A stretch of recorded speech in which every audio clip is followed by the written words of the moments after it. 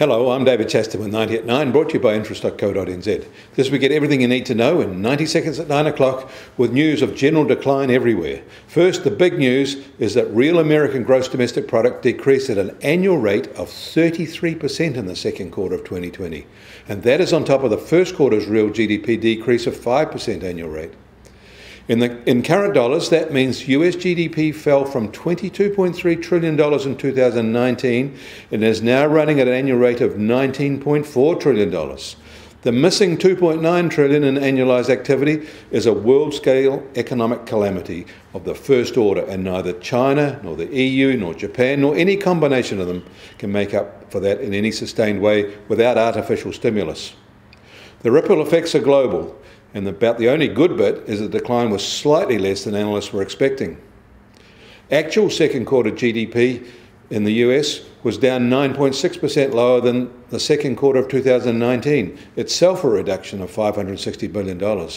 And as if that isn't bad enough, jobless claims rose by another 1.4 million last week, and now just over 17 million people in the US are on these benefits. From August, increasing numbers will start to fall off this assistance as their claim eligibility ends. This will build during the month and into September and become the dominant social metric there. And Mexico also reported its second quarter GDP growth, and that was 10.5% lower than for the second quarter of 2019, or 17% lower than the first quarter of 2020. These results were about as expected. Chinese companies reported their overseas acquisitions tumbled by 40% in the first half of the year to its lowest level in a decade. And Singaporean business confidence was less bad in July than the previous survey, but still deeply negative. Interestingly, it's tougher in their service sector than their factory sector.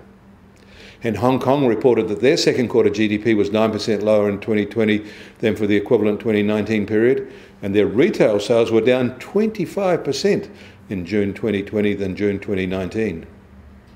In Australia, more than 500,000 people are estimated to have completely cleaned out their superannuation savings as the pandemic crisis bites, and their Treasury predicts workers will withdraw a total of $42 billion under their new early access scheme. US Treasury 10-year yield is down 4 basis points to just on 0.54% and equal to its record low. This is one market that is reacting to the US GDP result. And the gold price is down $9 today to $1,953 an ounce. Oil prices are lower today as well by about $1 a barrel. They're now just under $40 a barrel in the US, and the international price is just on $42.50 a barrel. And the Kiwi dollar was also start today little changed at 66.7 US cents. Against the Australian dollar, we're firmer than yesterday at 93 Australian cents. Against the euro, we're also soft at 56.4 euro cents. That means our trade-weighted index has slipped to 69.7, but still in the general range we've been all year. I'm David Chaston. That was 90 at 9, brought to you by interest.co.nz.